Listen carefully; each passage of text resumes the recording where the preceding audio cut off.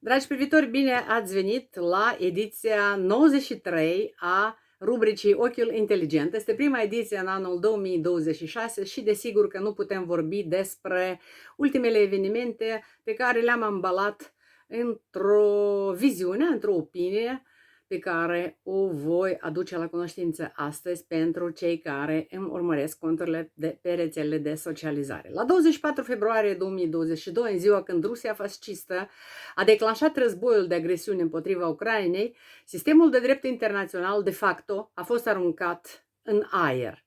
Pacea, care a durat timp de 80 de ani în Europa, traversând perioada războiului rece, s-a încheiat, dragi privitori. Instituțiile internaționale create după cel de-al doilea război mondial, ONU, NATO, OSCE, s-au pomenit într-o criză existențială profundă. Uitați-vă și dumneavoastră, Rusia, ca stat membru succesor al defunctei URSS, este prezentă în Consiliul de Securitate ONU și continuă să-și păstreze dreptul de veto asupra deciziilor importante, chiar dacă este un stat agresor cu un lider declarat criminal de război de Curtea Penală Internațională. NATO manifestă un comportament ezitant în a declanșa articolul 5 al tratatului său fondator, când este vorba de atacuri sistematice, sistemice asupra teritoriilor țărilor membre NATO. S-au notat sau au fost înregistrate multiple cazuri de încălcare a spațiilor aeriene, terestre și maritime ale țărilor membre NATO de către drone și rachete și avioane rusești în ultimii ani de război. OSCE a devenit nefuncțională din cauza lipsei de finanțare care venea mai cu seamă din Rusia și pe fonul incongruențelor instituțiilor internaționale, Ucraina, dragi privitori, este țara care a devenit teatrul războiului genocidar al Rusiei fasciste și trebuie să spunem lucrurilor pe nume, Rusia fascistă și război genocidar, fără ambiguități și fără așa zisă corectitudine politică sau ipocrizie lexicală. Acesta este un război care a pus capăt păcii pe continentul european, un război care a lovit cu nulitatea sa în tratatele internaționale în primul rând. Este vorba despre convențiile de la Geneva, set din 4 tratate internaționale fundamentale adoptate în 1949, care stabilesc normele dreptului umanitar internațional pe timp de conflict armat, protejând persoanele necombatante, civili, medici, ajutoare umanitare și pe cei care nu mai pot lupta, răniți, bolnavi, naufragiați, prizonieri de război, dar și este vorba, desigur, despre memorandumul de la Budapesta din 1994, un acord prin care Rusia, SUA și Marea Britanie au oferit garanții de securitate Ucrainei, precum și Belarusului și Kazahstanului, în schimbul renunțării acestora la armamentul nuclear, moștenit după destrămarea URSS.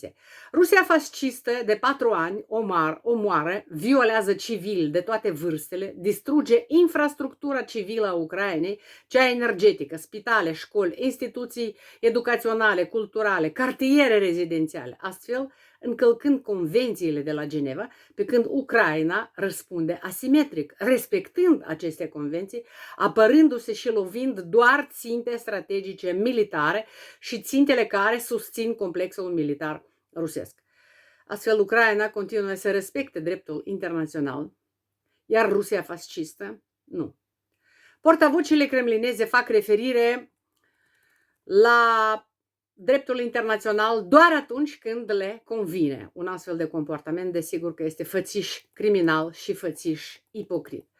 Garanțiile de securitate pe care trebuia să îi le asigure Ucrainei Statele Unite ale Americii, Marea Britanie și Rusia, conform memorandumului Budapesta, în urma acesta, Ucraina, apropo, a transmis Rusiei circa 2000 de focoase nucleare, astfel Rusia devenind alături de SUA cel mai puternic stat nuclear cu peste 5000 de focoase nucleare. În 2014 Rusia a încălcat acest memorandum atunci când a anexat Crimea. Pur și simplu, memorandumul nu a funcționat. Occidentul atunci a reacționat anemic și a continuat să facă business cu Rusia, importând din Rusia produse petroliere și alte resurse energetice.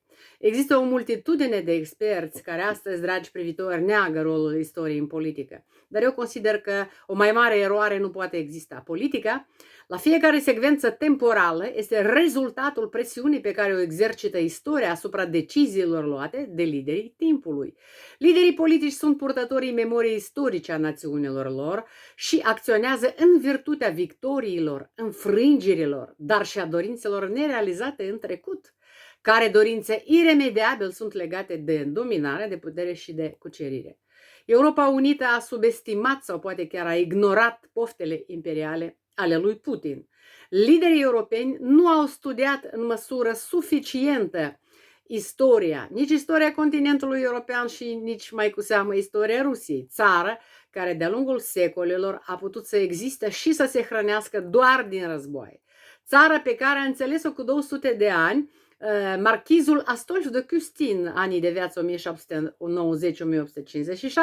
autorul cărții La Russie în 1839, Rusia în anul 1839, care conține 36 de epistole, scrisori și constituie o analiză strălucitoare, lucidă și severă a autocrației rusești. Brusc, această carte a devenit populară, chiar dacă în trecut a fost interzisă în Rusia. Marchizul de Custine descrie Rusia drept o țară în care frica ține loc de lege, în care aparențele ascund mizeria morală și unde poporul este dresat să admire propriul lanț. Occidentul, relaxat, desigur, după consumist, refuza să creadă că Rusia lui Putin ar fi fost capabilă să declanșeze un război fierbinte, chiar dacă semnalele au fost clare încă în 2008, când Georgia și-a pierdut Abhazia și Osetia de Nord, în urma agresiunii ruse, în momentul în care Putin, venind la putere în 2000, a afirmat că destrămarea URSS a constituit cea mai mare tragedie a secolului 20, Occidentul Unit trebuia să înțeleagă și să se pregătească de un nou război cu Rusia. În realitate, Rusia a continuat să fie curtată de Occident, ea a fost admisă în cluburile selecte, în G8. Rusiei s-a permis, atenție, să devină finanțatorul principal al Consiliului Europei și al OSCE, să-și extindă prin corupție devastatoare rețeaua de agenți ai săi la cele mai înalte vârfuri ale politicii internaționale și la nivel național al multor state europene, unde partide extremiste și liderii acestora au fost copios finanțați de ruși și au ajuns la cheremul lor. Occidentul a reacționat lent și inadecvat la declanșarea războiului genocidar al Rusiei împotriva Ucrainei. Mai țineți minte ce ajutoare au trimis țările europene în primele luni ale războiului? Da, materiale sanitare, veste antiglonț și așa mai departe. De ce? De frică și din cauza dezunirii sale. Din păcate, dacă primul ajutor pentru Ucraina, martira, ar fi constat din rachete cu rază lungă de acțiune, din avioane, sisteme de apărare antiaeriană, victoria asupra Rusiei fasciste ar fi fost asigurată rapid și cu pierderi minime. Dar nu a fost să fie așa. Din păcate, ajutoarele occidentale au venit porționat, lent și cu întârziere. Rezultatul este tragic. Ucrainenii au continuat să moară, apărând libertatea și dreptul lor la națiune, dar și pacea la frontierele Uniunii Europene. Între timp, Ucraina și-a mobilizat talentele inginerești, a devenit campioană în producerea de drone și rachete la costuri mici, a organizat operațiuni militare de succes, inclusiv adânc pe teritoriul inamicului. Însă nici rușii nu au stat pe loc, dragi privitori. Mașinăria diabolică a resurselor sale s-a reprofilat în totalitate pe o singură platformă, cea a războiului. Pentru Rusia nu contează prețul, fie că e vorba de carne de tun, milioane de victime sau de mijloace financiare pe care încă le mai are. Rusia la ora actuală nu poate funcționa în afara războiului. Oligarhii și-au înmit averile, economia de război asigură locuri de muncă și înflorirea business-ului mic. Rusia poate duce acest război încă mulți ani înainte. Poporul acceptă, revoluții nu se prevăd, propaganda funcționează impecabil. Zilele acestea se împlinesc 4 ani de când Rusia fascistă a lui Putin duce acest război genocidar împotriva Ucrainei. Durata războiului împotriva Ucrainei deja a depășit durata așa zisului marelui război pentru apărarea patriei, a cărei isterie victorioasă a fost ridicată de Putin la cotele supreme ale doctrinei sale propagandistice. Pentru Rusia nu contează că succesele cuceririlor pe frontul ucrainean constituie doar 1% din teritoriul Ucrainei ocupat în 4 ani de război, nu este incomparabil cu cel din al doilea război mondial, pentru că totuși atunci a fost cucerit Berlinul împreună cu armatele aliaților, desigur. Rusia a înțeles că poate să-și permită chiar și declanșarea unui război împotriva țărilor membre NATO și membre UE. Reașezarea lumii a devenit necesară și inevitabilă în rezultatul războiului. Ucrainenii îl numesc Marele Război. Ei au dreptate. Nu e doar un război între două națiuni slave, e un război total, mondial, centrifug, cu vari puncte fierbinți pe glob, un război care antrenează resurse umane, logistice, materiale din întreaga lume, efect al mondializării economice. Toate sunt amalgamate. Nu există delimitare între reguli și sancțiuni. În pofida sancțiunilor împotriva Rusiei, echipamentele sale militare conțin componente de fabricație occidentală, deoarece este imposibil să asiguri controlul lanțului valoric de la extracție până la fabricare și transportare pe căi oculte terțe. Petrolul rusesc circulă pe valurile tuturor oceanelor sub steaguri străine. Toate țările de pe glob sunt antrenate în acest mare război. Iar reașezarea lumii, a se înțelege reîmpărțirea zonelor de influență geopolitică, are loc acum, sub ochii noștri dragi privitori. Revenirea lui Donald Trump la Casa Albă a impulsionat haotismul și impredictibilitatea în luarea deciziilor la nivel internațional. Cea mai grea misiune a revenit lui Volodymyr Zelensky, președintele Ucrainei, care doar în 2025 a vizitat 100 de țări. A făcut practic imposibilul pentru a-l impresiona pe Trump și pentru a încetini retragerea acestuia de pe talgerul balanței europene antiputiniste.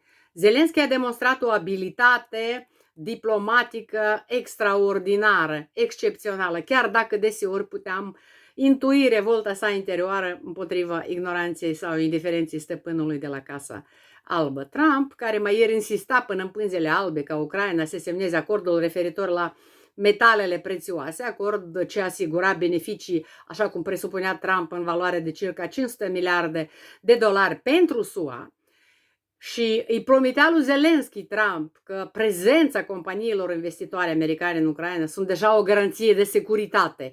Azi deja acest acord nu mai este pe buzele lui Trump și pe buzele emisarilor lui Trump. De ce nu se mai vorbește despre acel deal? Este foarte simplu, pentru că Trump s-a dovedit a fi neputincios în a garanta securitatea propriilor sale întreprinderilor americane din Ucraina, atunci când armata lui Putin a bombardat în august 2025 întreprinderi americane de produse electronice din Mukacheva, iar zilele acestea a bombardat armata lui Putin întreprinderea americană din Dnipro, întreprindere care se ocupa de producția uleiilor, și 300.000 de tone de ulei s-au revărsat pe străzile orașului Dnipro. Întrebarea zilei: pentru cât timp și ce formă trebuie să ia garanțiile de securitate la care aspiră Ucraina prin vocea lui Zelensky? Asta este întrebarea zilei. Am urmărit cu toții saga așa ziselor negocieri de pace ruso-americane. De ce așa zise? Pentru că este foarte clar că Rusia fascistă a lui Putin nu vrea pace, nici nu se pregătește de ea. Kremlinul refuză o încetare măcar provizorie a focului. Fiecare rundă de întâlniri SUA-Ucraina, UE-Ucraina este însoțită de atacuri rusești furibunde cu rachete și drone asupra întreg teritoriului Ucrainei. Populația Ucrainei stă fără lumină și fără căldură pe timp de iarnă. Hădoasa față a Rusiei criminale nu întrezărește sens într-un eventual tratat de pace. În aceste condiții, Uniunea Europeană, dragi privitori, totuși rămâne unicul partener fiabil, fidel al Ucrainei, cu mici excepții ungurești, slovace și cehe de ultima oră. Liderii Uniunii Europene și Marii Britanii demonstrează angajament și consecvență. Țările UE și cele care fac parte din coaliția voinței sunt gata să trimită trupe pacificatoare pe teritoriul Ucrainei în calitate de garanție de securitate.